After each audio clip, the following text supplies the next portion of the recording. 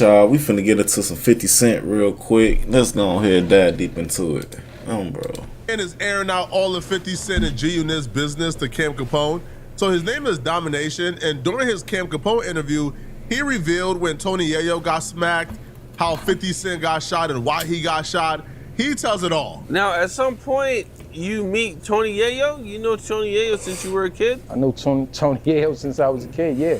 He was signed to a, not signed, because they wasn't signed, but they was in an underground group called Rags to Riches. It was him, Fat Shot, aka DJ Rough Hands, God bless the dead, and my man Katif, God bless the dead. He like T-Mac a little bit, bro. He like a little version, fake version of T-Mac. Yeah, they call him Huey P. Chase McGrady ass nigga. Yo, what's good, chat? Y'all trying to get a good microphone like me, nice quality and all that, man. Y'all trying to play the game and all that, stream. Look, link is in the description. I'm trying to hook y'all up on deals. Do you remember how you guys met? Did you guys go to school together? No, we didn't go to school together. Yayo like 10 years older than me. We didn't go to school together. We met on the block. 134 Guy Brewer. Okay, so these were like your big homies that you looked up He was to. never my big homies. I never looked up to him, ever, in my life. The level of disgust that he has at the thought that Tony Yayo will be his big homie. Now, I don't understand it because I always thought Tony Yayo was a pretty respectable dude in the hood.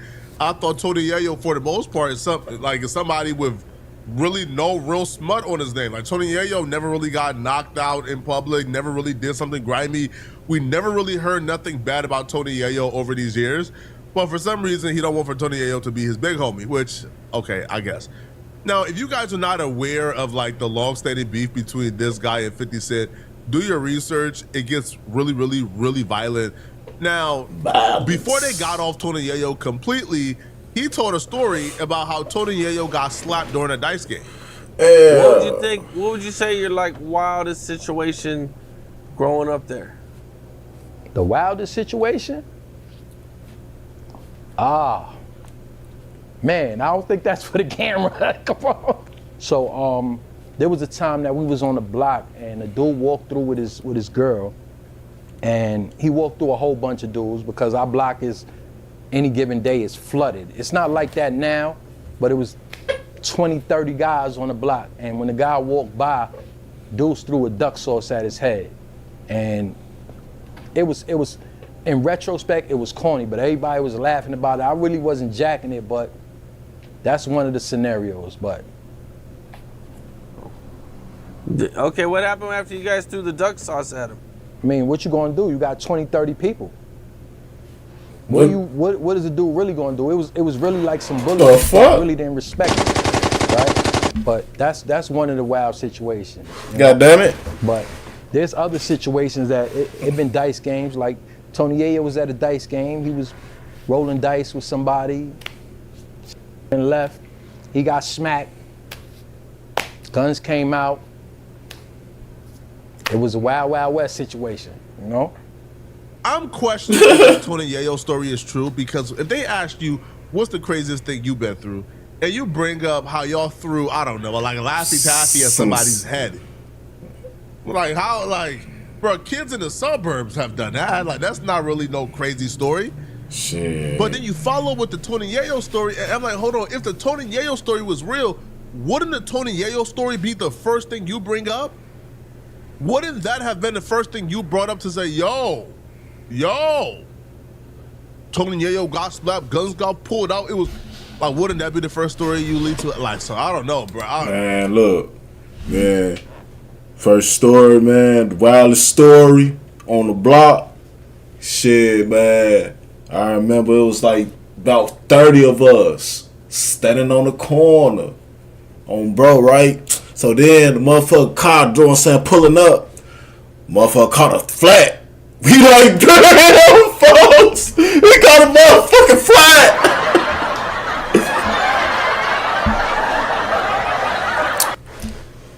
And then guns get the blazing. The fuck out of here. I question that. Now, him and 50 Cent, and Yayo, they were all really, really, really, really cool. I think him and 50 ultimately fell out when 50 Cent refused to pay his bond, and then he got out, and then him and 50 got this like memorable moment where they're arguing over the radio phone. I think it was Hot 97. But yeah, so he was really close with 50 Cent at the time, so he's really tapped into all the lore and all the stories that we kind of heard but don't know the full details of. One of those stories being 50 Cent's beef with Supreme and what led to 50 Cent being shot. As far as being in the studio with 50,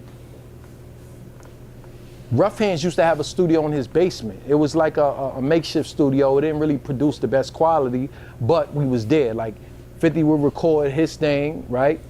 Nothing to do with us. He's just from our block. Right. We used to go record our parts. We was 134 All-Stars, right? 3-4 All-Stars, okay. There was a particular moment that I recall that there was an artist named Storm P, right? And this was after 50 got stabbed. There was an artist named Storm P. I was in the studio. My man Dre Product was in the studio. Doc Intelligence was in the studio with Hey, that could be true though, because on the Get Rich or Die Trying, 50 Cent did get stabbed or some shit like that. He did mention he got stabbed on bro.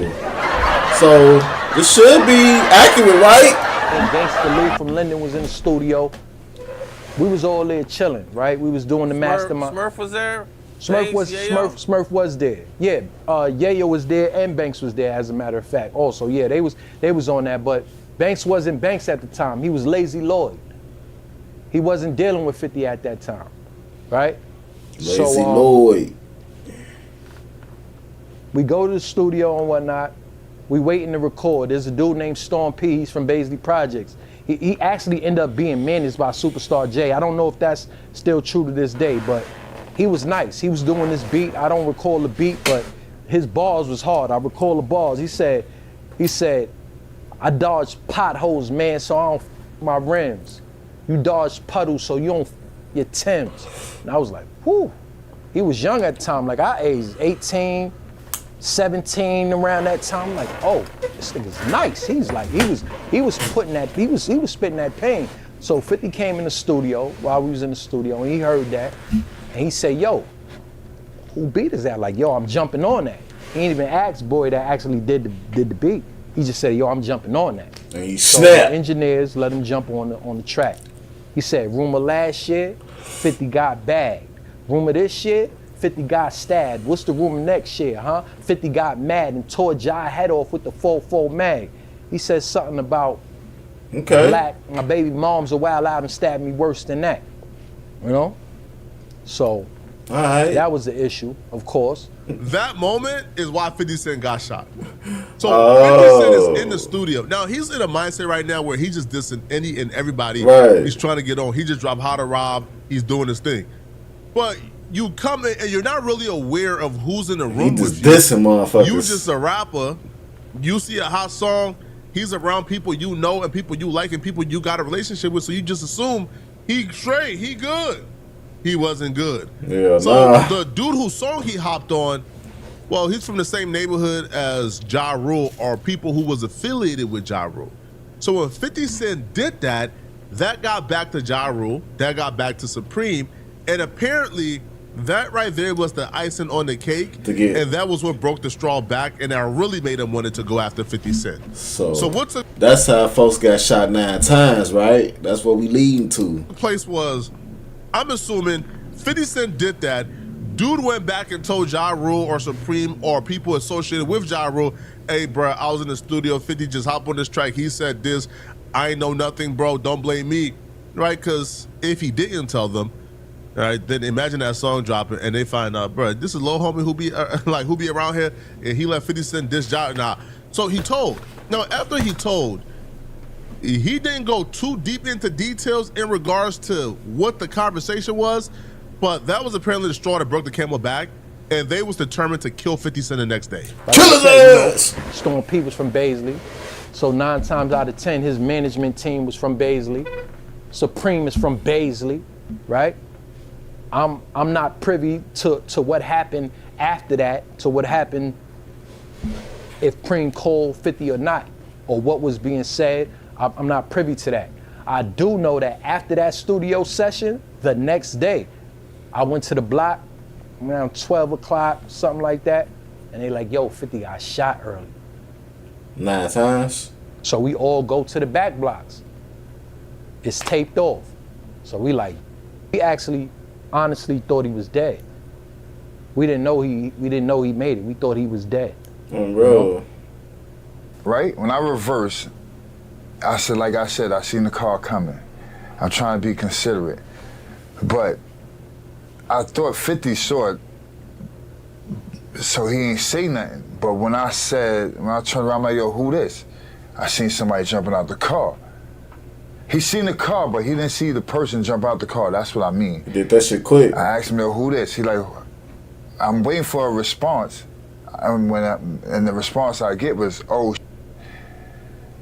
so I'm like, oh, when I turned, niggas started shooting. So I forgot the car was in reverse.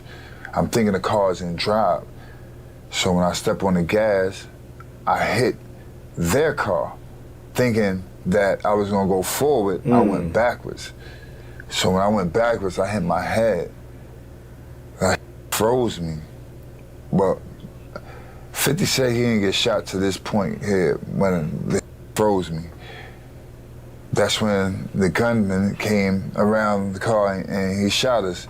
But in that process, the girl was screaming, she like, drive, drive. So that's what woke me up. And I drove down the block and I drove him to the hospital. Okay, and so did you reverse the car at all after you kind of started to take off? I just told you I had the car in Yeah, reverse. you put that bitch back in drive, motherfucker. Listen. Okay, let me explain that. Sorry. Shit. Let me explain a little bit better. So you guys start to take off. At any point, did you guys like... Oh, yeah. I see what you said. Yeah, I did reverse back. When 50 told me he had a gun, I did reverse back. I didn't think you wanted me to say.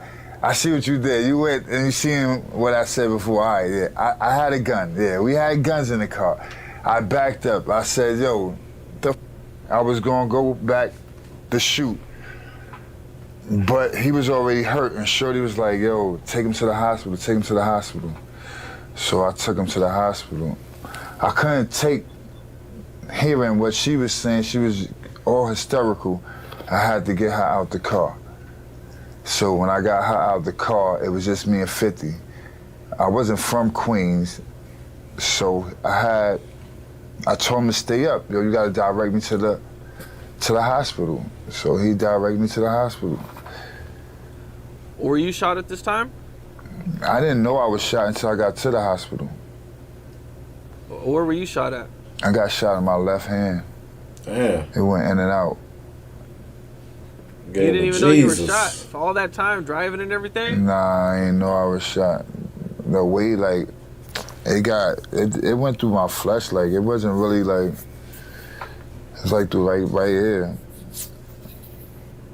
So he got shot how many days after? Just a day after? The day after, yes. The day after. Hip hop got to start doing a better job at feeding our OGs, because our OGs not being fed is why they're on podcasts and telling like a mug. Hey, Yo, telling. there's no statute of limitation on attempted murder in New York. They shot 50 Cent 9 times. That's attempted murder. Oh, Nobody has bro. been arrested for it yet. Damn, All right? still So you haven't? coming on a podcast and even relaying this information and confirming certain things, isn't that all bad? I know at some point in his interview he did say, man, certain things I can't speak on. But what made you think you can speak on this situation? You already spoke on it. I don't know, bro. We got, again, man, we got to do a better job at feeding our OGs, man. Oh, bro. Because they out here starving, man. They telling every story they can tell, man, to try to get booked for another interview, bro. Y'all let me know in the comment section, what do you guys think about this, man? No disrespect to the brother, man. I just don't understand why you're trying to get that bag. Stories, Yeah, but it's all love and respect. He trying to get that bag. Fuck what y'all talking about. He trying to find any means to get that shit. Oh, bro, Chad. He don't give a fuck. He don't give a fuck.